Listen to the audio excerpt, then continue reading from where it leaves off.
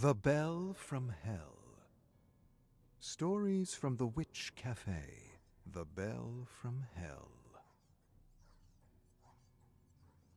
Welcome one, welcome all, to the only place in town to get a story and a coffee.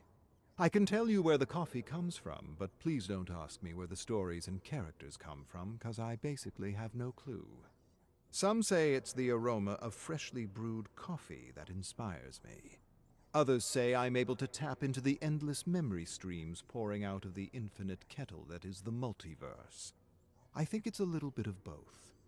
This one comes from the grains I observed at the bottom of my espresso cup a few days ago. It kind of resembled a bell, and so I'm calling this one The Bell from Hell. Toby and his sister Tina were always up to no good, and this time they snuck into the old overgrown junkyard that many claimed was haunted. Despite the rumors, the teens played in the rusty wrecks, honking horns, kicking windshields, and of course, scaring each other to hell. "It's fun here," Toby said. "It is," Tina agreed. As the night wore on, Toby hid in the trunk of an old sedan with the intention of scaring his sister. But Tina followed a trail he unwittingly left and, "Rawr!" scared him instead. Toby cursed, and Tina ran off promising she would get him again. She quickly rushed to the old compactor and hid in a half-squashed station wagon filled with a strange black fog. That's odd, she thought, and didn't think any more of it. But she probably should have thought a little more of it, since strange black fog isn't exactly an omen, as you know from my previous stories. Anyhow, Tina waited patiently in the back seat. When an hour passed, she began to worry. Slowly, she craned her head to peek out the window when... Rah! Toby slammed the station. Tina nearly jumped out of her skin, hitting her head against the ceiling of the half-crumpled car. Toby couldn't help but laugh, and as he laughed, he looked down into the churning black fog and saw a bell. A strange-looking iron bell, unlike any bell he had ever seen before. "Will you look at this?"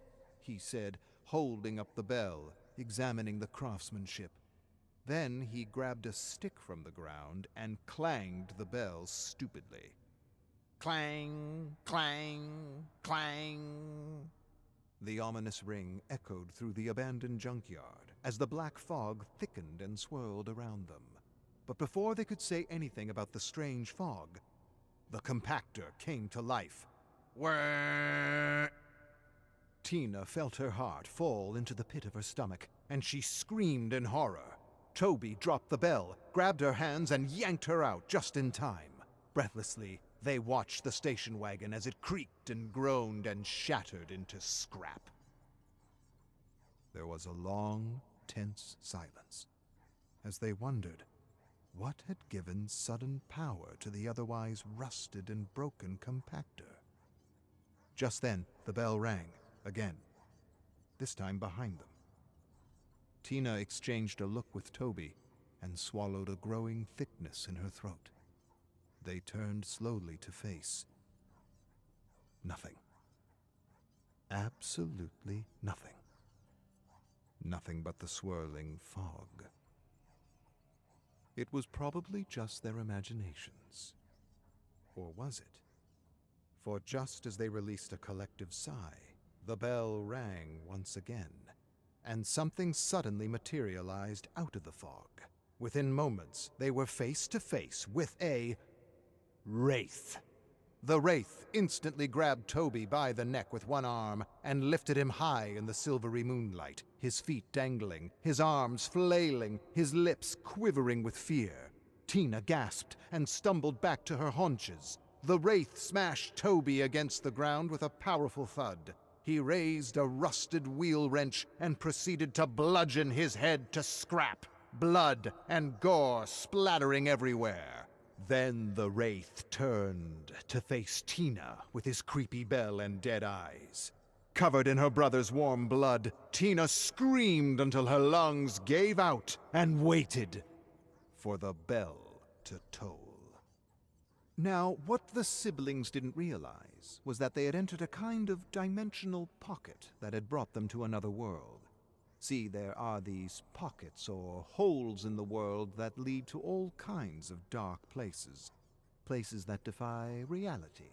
Dark places that make all our combined depictions of hell seem like a flower garden. But that's another story for another dark and creepy night. Let's just say that for Toby and Tina, death was not an escape.